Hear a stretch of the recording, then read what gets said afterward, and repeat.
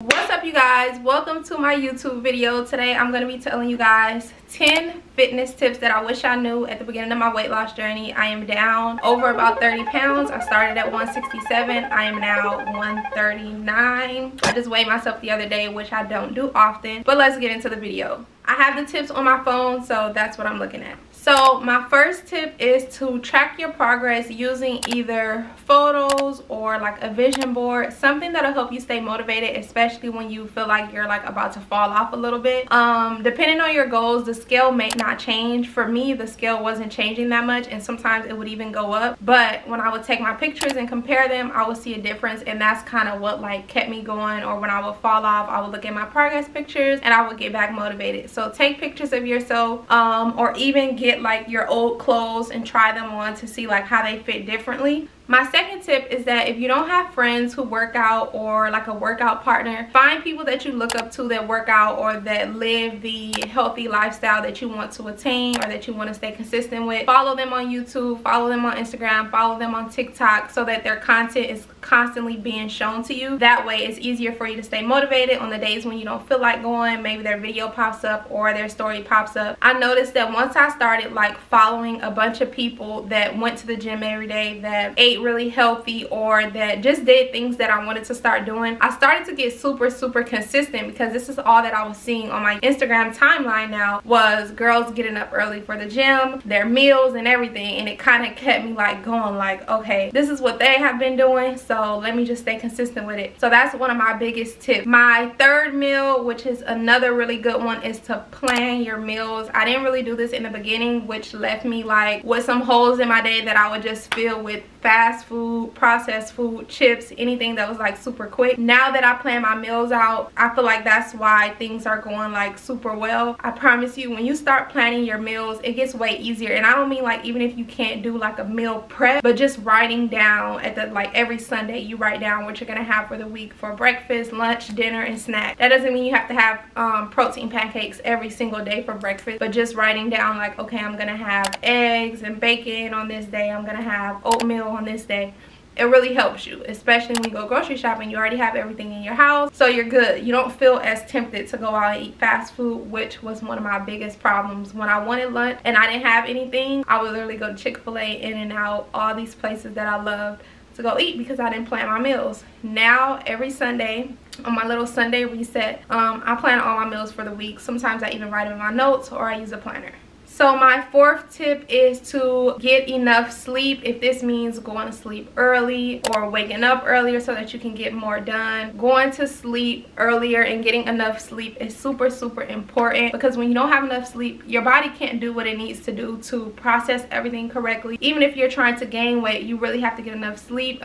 Your muscles need sleep to recover. Sleep is just super important. And plus, sometimes you aren't reaching your goals because you're stressed, and not getting enough sleep can lead to stress, which I was doing. Personally, I would go to sleep at like 1 a.m. and then wake up at 6 a.m. So I was only getting 5 hours of sleep, and I thought that I was just like, oh, this is like the hustle mentality. I thought it was all like, you know, cool, until I was wondering why I wasn't making the progress that I wanted to see. I set me a bedtime. I put my phone on. You can put your phone on like do not disturb, or set a sleep reminder. All your apps will lock, everything will lock until the next morning, whatever time that you set. So that's what I do. I still do that sometimes now when I'm just like glued to my phone, because sleep is really important. Tip number 5, this is for my girls who have a lot of sweet tooths and sweet cravings throughout the day. Eat your fruit throughout the day. Now I'm starting to eat fruit for like snacks. So I usually have about 2 snacks a day, and I'll either have some watermelon or I'll have like some cherries or something like that. I love fruit. Every now and then I do treat myself, don't get it messed up, but that's a really good tip if you crave sweets a lot. Fruit usually does the trick for me. Number 6 is the order in which you eat your food. I actually didn't notice that I was doing this until I watched a TikTok video on it. And basically you eat your protein first, and then you have your veggies, and then your carbs, and that's the order in which you eat. I promise you, when you do this, you do feel full, and you wonder why, like, dang, why didn't I finish all my sweet potato, or why didn't I finish all my fries and stuff. I would eat like all my chicken first, and then I would eat my veggies, and I would feel stuffed. stuff. Like I don't even want any of the brown rice or the white rice or the sweet potato or the fries or whatever I made for that day. For some reason, like it just gets you full and you feel like you can't eat anymore. So the order in which you eat, I will try to link the TikTok video below of the lady who did it. I think she was like a nutritionist or a nutrition coach or something like that, and her video popped up and she was talking about the order and the foods you eat. And protein,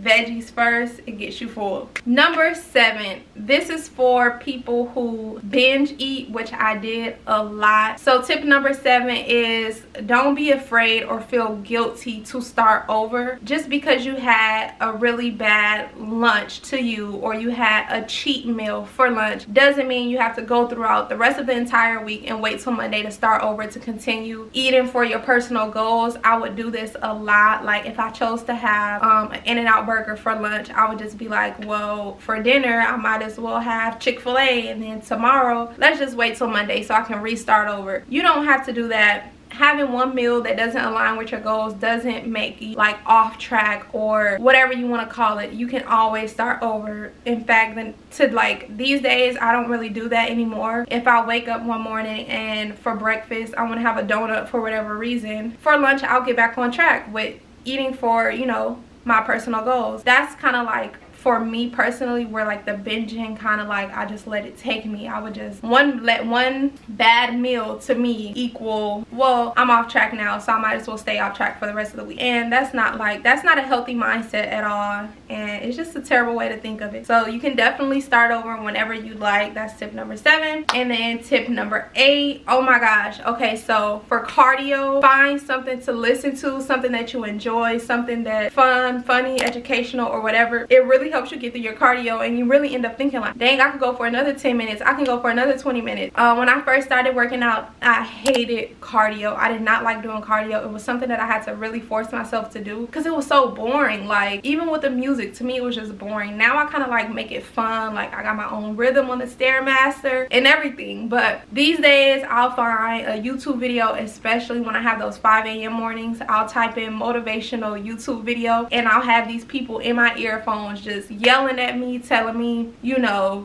get through it, you can do it, whatever motivational thing you need to get through it. That's what I'll put on my earphones. Because sometimes you just need that to like keep you going. On the first 5 minutes when I start my cardio, I do not want to finish. Like in my head I'm thinking, let me just get off, I'll finish it tomorrow. So I'll listen to a podcast or a YouTube motivational video. I have been in love with podcasts though. Lately that's all I've been listening to, more than I listen to music. When I'm in the car, I'll literally put on a podcast, or I'll finish the podcast that I didn't finish. Let me know if y'all want to know some of my favorite podcasts, because I'm obsessed right now. And if you have any, put them in the comments below. If you listen to podcasts, because I really want to like listen to other people, see what other people are into. I'm loving it. Number 9 is when you're out. So this is a really good tip if you're also trying to lose weight. I started doing this also and seeing major changes in my step goal. If you have a step goal, my 9th tip for you is to park further away from like the store or wherever you are. If you're going to, well, not someone's house, that's kind of dangerous, but if you're going to the mall, park really far away from the store that you're going to. When I tell you, you're gonna get your steps in and you kind of don't even notice it because you're just walking to your, you know, your destination. And then all of a sudden I'm looking at my Apple Watch and I'm like, dang, I already hit my 15,000 steps or whatever my step goal is. It's like it really makes a big difference. And I'm gonna throw in like another one with that. Walking just around your house, if you have a safe community or whatever, is really good also. You don't always have to go to the gym and get a workout in. You can get really burnt out, and over these past like 2 weeks I've been really burnt out from the gym. So I've been really burnt out from the gym, so I've kind of just been like trying to go out more, going on 30 minutes walks. Especially if you have a pet, walk them, tire them out. Like I've been tiring my dog out. We've been going on 40-minute walks 2 to 3 times a day, and my step goals has been out the roof. And usually if I set a step goal at the beginning of the day, I'll like be like, okay, if I reach this step goal every day for this entire week, I'm gonna buy whatever I want. Like if I've been wanting something really bad but I kind of just been holding off on it, that'll be like my treat to myself, because you know I reached my step goal, I was super active. And not only that, walking reduces stress, so try it. Number 9, this is my final tip. Once I started doing this, it seemed like everything changed for me, and I'm gonna tell you guys why. So my final tip is to wake up earlier. It seems kind of cliche and it seems kind of like this is not a fitness tip or goal or whatever, but it really is. When you wake up earlier, you can get more done. When you have your gym sessions in the morning versus in the evenings, I know personally for me, I feel way more motivated throughout the day. I get way more done. Not only that, when you wake up earlier, even if you have kids or siblings that you take care of or whatever, if you set a time like an extra 20 to 30 minutes for yourself and you really get your mind right for the day, it makes such a big difference. Like, I was waking up at like 11 to 12 p.m. literally 1 to 2 years ago. Now I wake up no later than 6:30. Most mornings 6. I do some weeks where I try to challenge myself to wake up at 5 every day. I wake up, I read my scriptures that come to my phone, I read all my little motivational stuff, I journal, and I really try to get like my headspace aligned with like my goals, and it really helps. You don't feel so like discouraged. Some days you're still gonna have those off days, which I do, but most of the time waking up early, you can stretch, you just get more done, and I feel like it helps you when it comes to losing weight because you're up early, getting ready for the gym, you go, you get it over with, and it's done. Like, you plan your meals. If you can't plan your meals for the week, get up early, plan them for that day. Whatever you need to do, like waking up early really solves a lot of issues. But I'm gonna recap for you guys, so I'm gonna put them on the screen and go through them. Number 1, find some motivation, people who are aligned with your goals, follow them, make friends with them, whatever you need to do, surround yourself with them. Number 2, track your progress using progress pictures or a vision board for motivation. Number 3, plan your meals ahead of time. You can write these down in your notes, you can write them down on a piece of paper. I have a food and fitness planner that I will link down below if you want to get that, where you can write your grocery list, everything that you need, it's in there. Number 4, set yourself a sleep schedule. Turn your phone off when it's time for you to go to sleep so you can get enough rest. Number 5, eat fruit throughout the day to help you with your sugar cravings. Number 6, eat your protein and your veggies first. Number 7, start over whenever you need to. Number 8, listen to a podcast, Netflix, whatever you need for your cardio. It makes it more fun, it makes it more enjoyable, and it's just a whole lot better. Number 9, park further away from your destination. Number 10, wake up earlier. If you guys want to see more videos like this, make sure you click on the video that will be here.